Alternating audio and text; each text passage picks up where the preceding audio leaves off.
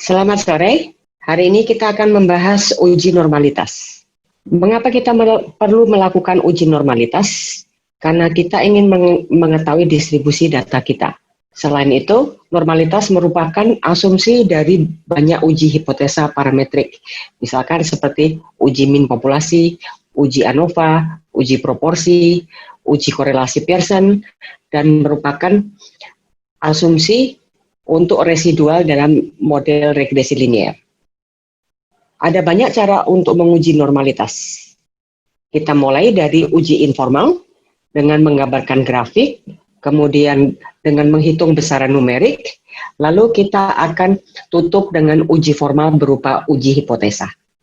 Pada kesempatan ini kita akan membahas dua dataset. Yang pertama merupakan data Gaussian, yang kedua merupakan data dari distribusi eksponensial. Kita dapat menggambarkan histogram untuk data kita. Di sini kita menggunakan binning Sturges. Untuk data Gaussian, kita lihat bentuk histogramnya dan kurva density-nya menyerupai distribusi normal. Sedangkan untuk data eksponensial, kita lihat bahwa histogramnya cenderung menceng ke kanan. Frekuensi untuk data dengan nilai rendah tinggi, kemudian untuk nilai yang tinggi, frekuensinya cenderung rendah. Cara yang lebih baik lagi adalah dengan menggambarkan kuantil-kuantil plot.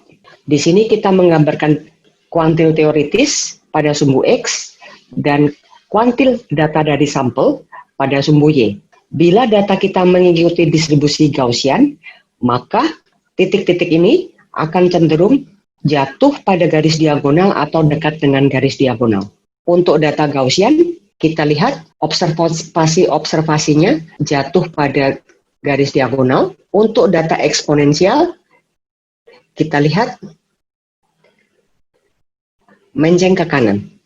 Kita juga dapat menggunakan teknik numerik untuk menguji apakah data kita mengikuti distribusi Gaussian. Dengan cara membandingkan karakteristik data kita dengan karakteristik data Gaussian. Nanti kita akan membandingkan min, kita akan membandingkan rentang dengan simpangan baku, rentang interkuartil dengan simpangan bakunya, kemudian kita akan melihat koefisien kurtosis dan kemencengan. Lalu kita akan menghitung banyaknya observasi yang terletak dalam interval satu simpangan baku dari min, 2 simpangan baku dari min, dan 3 simpangan baku dari min. Untuk contoh data Gaussian, kita hitung min, median, dan modusnya. Di sini kita lihat min, median, dan modus kita berdekatan. Kita hitung simpangan baku sampel, kemudian kita bandingkan antara rentang yang kita hitung dari nilai maksimum dikurangi nilai minimum dengan 6 kali simpangan baku. Kita lihat di sini antara rentang dan 6 kali simpangan baku tidak terlalu dekat. Namun rentang interkuartil dengan 1,34 kali simpangan baku cukup dekat. Kita lihat koefisien kemencengannya. Data pada sampel 0,19 cukup dekat dengan nilai teoritisnya. Kemudian kita lihat nilai kurtosisnya 2,93 dekat dengan teoritisnya, dan kita hitung banyaknya observasi dalam jarak satu simpangan baku dari min 73 versus 68. Tidak terlalu bagus, tapi untuk rentang 2 simpangan baku dari min kita lihat dekat, dan untuk jarak 3 simpangan baku dari min kita lihat persis sama. Selanjutnya kita akan bandingkan besaran numerik untuk data eksponensial.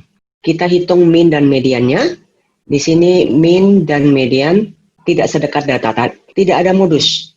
Kemudian kita hitung simpangan bakunya. Kita bandingkan range dengan 6 kali simpangan baku. Di sini kita lihat agak jauh. Kemudian rentang interkuartilnya juga cukup jauh. skewness-nya positif dan cukup besar, 1,5. Artinya distribusi data ini menceng ke kanan.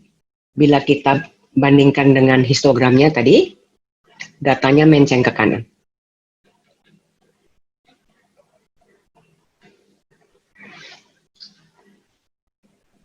Koefisien kurtosisnya 5, cukup jauh dari distribusi Gaussian. Nilai kurtosis yang lebih tinggi dari 3, artinya bila kita lihat histogramnya akan lebih mancung dan kurus bila dibandingkan dengan distribusi Gaussian. Lalu kita hitung banyaknya observasi dalam jarak 1 standar deviasi dari min, 81 versus 68, cukup jauh. Tapi kita lihat banyaknya observasi dalam rentang 2 standar deviasi dari min, angkanya dekat. Nah, dari sini bisa kita simpulkan bahwa data kita tidak mengikuti distribusi Gaussian. Bila kita ingin lebih yakin apakah data kita mengikuti distribusi Gaussian atau tidak Gaussian, kita dapat melakukan uji secara formal dengan uji hipotesa. Salah satu uji hipotesa normalitas yang bisa digunakan adalah uji Shapiro-Wilk. Caranya, kita akan set up hipotesa. Hipotesa 0, data mengikuti distribusi Gaussian. Hipotesa alternatifnya, data tidak mengikuti distribusi Gaussian. Kita akan lakukan tes, dan kita akan melihat p-value-nya. Bila p-value-nya lebih kecil dari alfa, kita simpulkan bahwa data tidak mendukung hipotesa 0 kita. Pada data normal, kita lihat p-value-nya lebih besar dari alfa, jadi kita tidak memiliki cukup bukti untuk menolak hipotesa 0. Oleh karena itu, kita simpulkan bahwa dataset yang pertama mengikuti distribusi Gaussian. Untuk dataset kedua, p-value-nya sangat kecil, sehingga kita memiliki bukti yang kuat untuk menolak hipotesa 0. Karena bila hipotesa 0 benar, maka kecil sekali kemungkinannya bahwa data ini berasal dari populasi yang distribusi datanya Gaussian.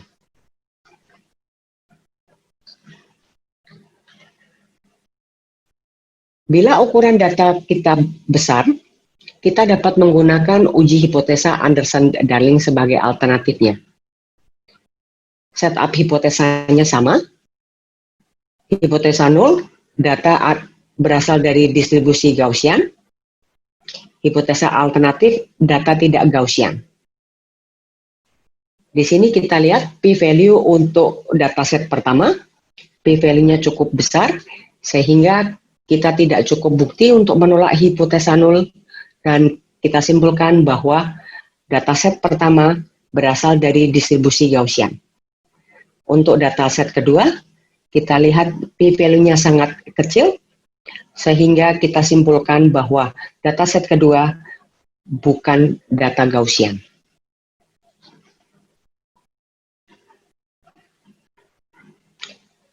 Jadi kita telah membahas pengecekan normalitas dengan menggunakan grafik, yaitu dengan menggambarkan histogram.